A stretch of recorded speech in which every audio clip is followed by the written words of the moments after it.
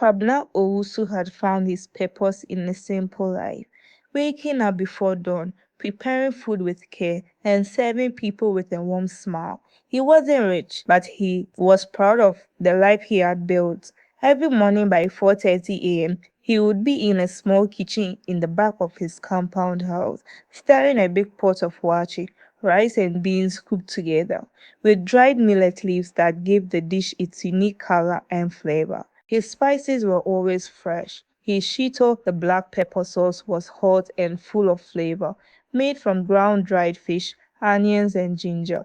The fried plantains were golden and sweet, and the meat, usually goat or beef, was cooked until it was tender and soaked with seasoning.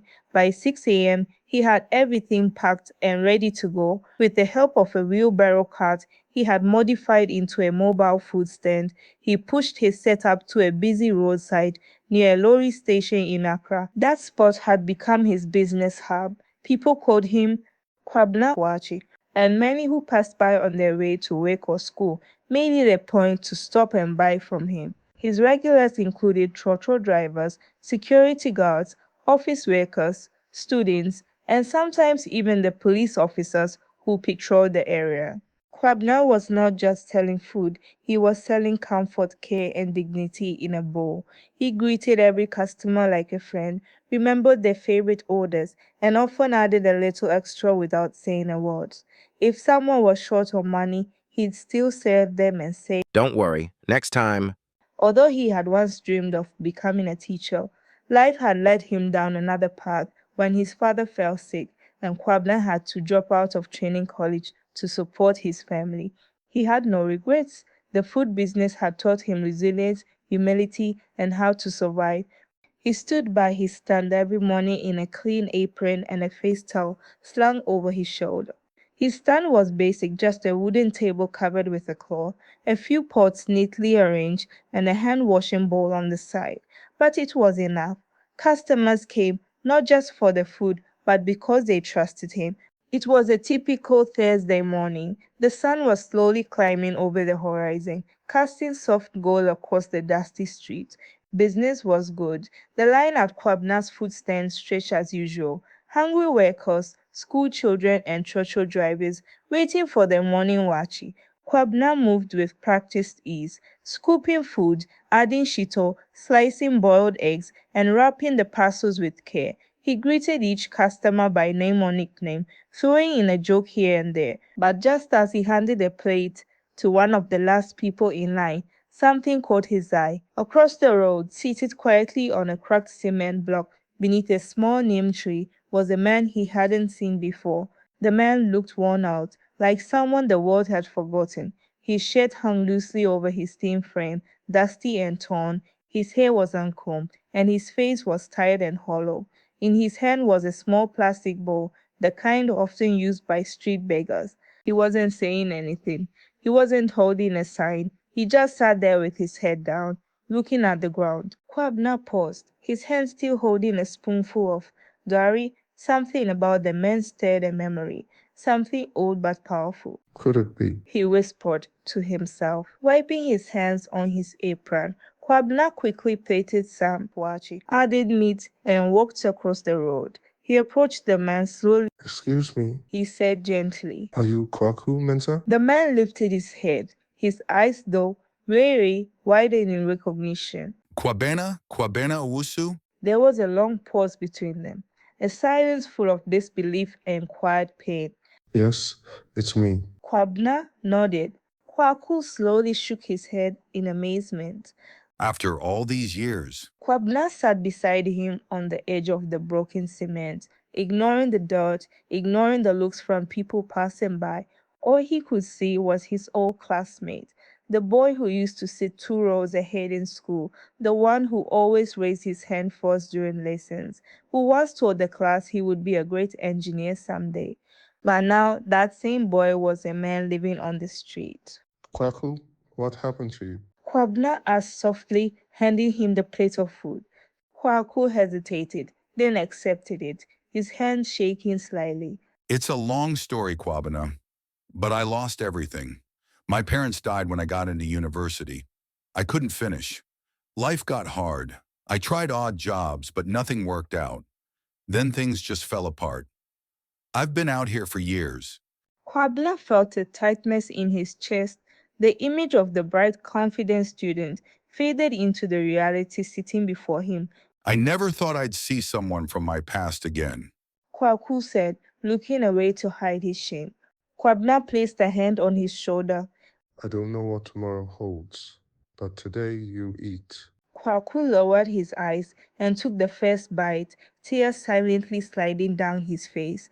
At that moment, nothing else mattered, just two former classmates, reunited by fate, sitting side by side at the edge of a roadside where the world had passed one of them by until now. They sat in silence for a while as Kwaku ate slowly, every bite filled with both hunger and emotion. Kwabena didn't rush him, he simply watched, the memory of their school days playing like a faded film in his mind. Kwaku had once been the brightest student in their class, sharp, articulate, full of confidence. Back then, Kwabena had struggled with maths, and it was Kwaku who often stayed behind after class to help him. He had dreams of becoming an engineer. He spoke passionately about building things that would change lives, about designing machines that would make farming easier for his village. Kwabena remembered how everyone, even teachers, admired Kwaku. He was destined for something great. But the man sitting before him now was far from the boy he remembered. After a few moments, Kwaku put the plate down on his lap and looked up, shame written all over his face. I never thought things would end up like this. When my parents passed away in my first year of university, everything changed. There was no one to pay my fees. I had to drop out.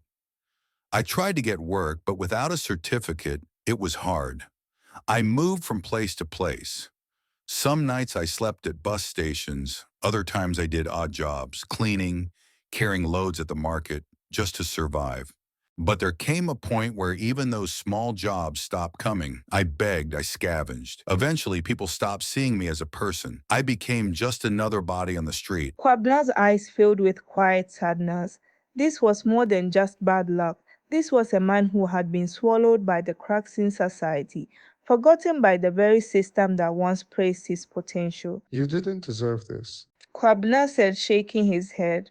Kwaku gave a bitter smile. Life doesn't always give you what you deserve, does it? Kwabena thought of the times he himself had come close to giving up when he lost his father, when he had to abandon his dreams of becoming a teacher just to make ends meet. He knew how easy it was to slip, how little it sometimes took for a life to fall apart. But here they were, two men who once shared a classroom, now meeting again in the harsh classroom of life.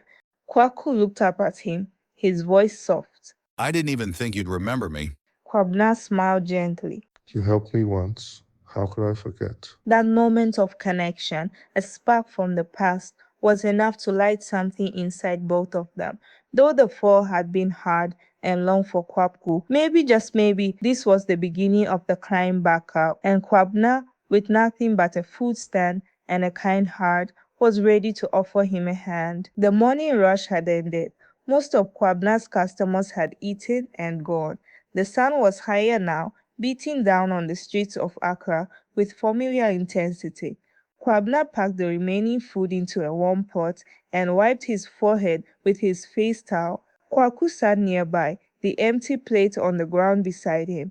He had finished every grain of wachi, not just because he was hungry, but because for the first time in a long while it tasted like home.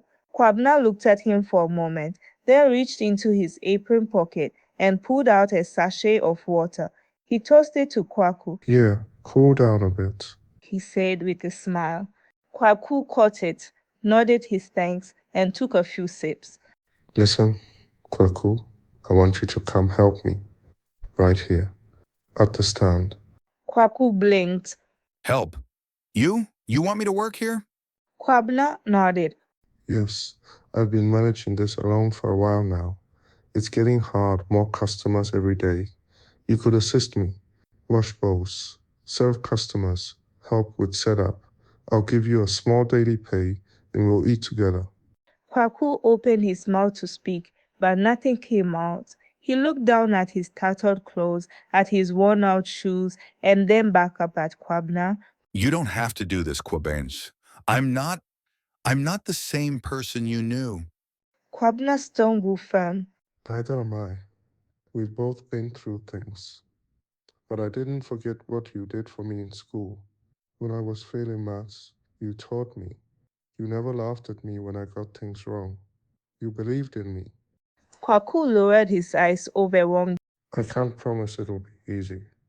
It's hard work. Some customers are rude, and we start early by 4:30 every morning. But it's honest work, and it's a start. Kwaku hesitated. But I don't have anywhere to sleep. You can sleep behind the kiosk for now. I'll bring you a mat and a blanket. It's not much, but it's safe. Still silent, Kwaku looked away, trying to bring back tears. Just say yes. You don't need to prove anything to me. A long silence followed, filled only by the distant honking of cars and the rustling of leaves above. Then, quietly but clearly, Kwaku whispered. Okay, I'll come. Kwabena clapped him on the shoulder, a warm smile spreading across his face. Good. Tomorrow morning, 4:30 sharp. We've got work to do. And just like that, a broken man was given a second chance, not through grand gestures or speeches, but through kindness, trust, and a simple offer. Come help me.